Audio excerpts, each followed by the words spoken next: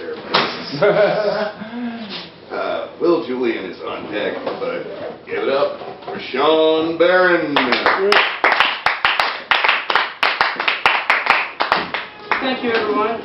Much like all of yourselves, I'm sure you're very glad that winter seems to be at least the worst of it coming to an end. Although, when it goes outside, since all the snow is there, I kind of feel like it's the end of a zombie movie, that the nice music's kicking in and everyone's okay, but then we're going to find out somebody has a bite and the whole infection's just going to start up again.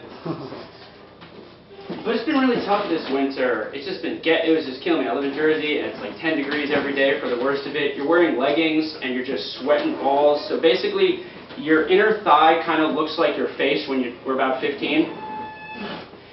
It's just horrible. Like, it's just cold and brutal every day. I mean, it's getting me. The only reason I was thinking about pussy this winter is because some of them have fur. But it just keeps getting worse. I mean, the roads are just in horrible, terrible, terrible condition. Just snow everywhere where I live in Jersey. A friend of mine, this girl I went to high school with, Melissa, she was nearly killed in her car last week. But it turned out to be okay. Everyone was able to get the garage door open in time. So this is winter, again, last couple, Winter Olympics end tomorrow. So one of the funniest things that I thought came out of the Winter Olympics, a friend of mine in the Netherlands sent to me. And this was the Dutch were able to just completely sweep speed skating this year. And they invited the Dutch speed skating coach to be interviewed on American television. And it was like a really thing, and they were really nice to this guy, like, wow, how'd you do it? How'd you do it?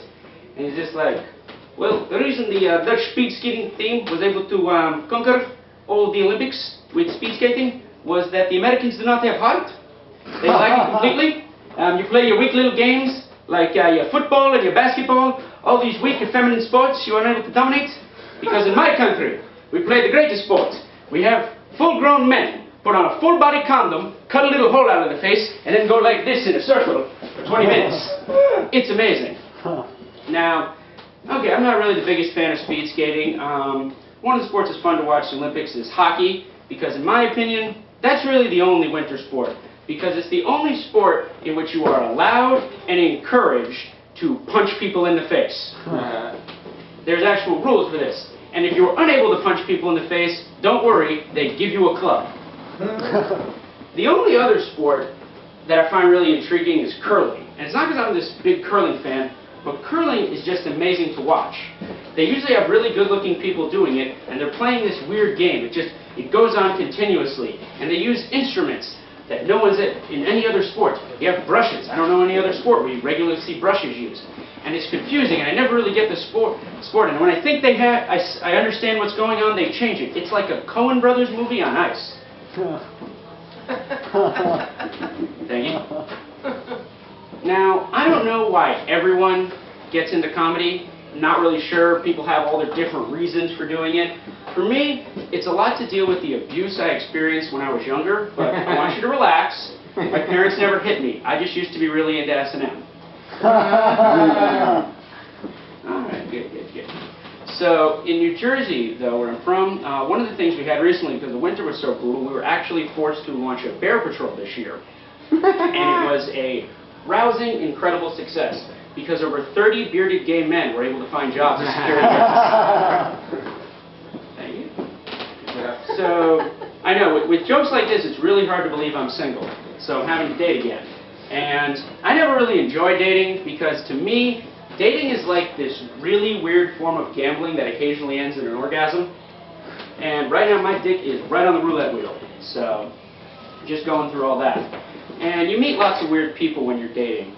Sometimes you meet mothers with kids. And, you know, it can be really tough to meet a woman with a kid, you know, because there's the real negative side, which is, you know, they have a kid and you might be responsible for raising them. But then there's the upside, you know they really like to fuck. So since one of these things I had to do is I had to go to the gym. And when you finally get to the gym, you meet, there's always like one really skinny guy who's like at the gym when you go and you sign up. When you're like, I want to join for a program, they always bring in the really big muscular guy. I know, hey, so why do you want to join the gym? Why are you coming here? They always ask this question. Okay, this is how it breaks down. You are able to do this, and this, and this, and this, a lot more, a lot longer, and a lot harder than I am able to do. And I am able to do this, and this, and this, and a lot more, and a lot longer, and a lot harder than you are able to do. But there's always, when you go to the gym, some really weird people. You always see people doing weird yoga positions, or you're never sure what's going on. So, the one time I saw these guys, they was doing a bunch of yoga positions like this, and I'm like, are you doing yoga? Oh, no, we're just practicing for curling. Thank you very much.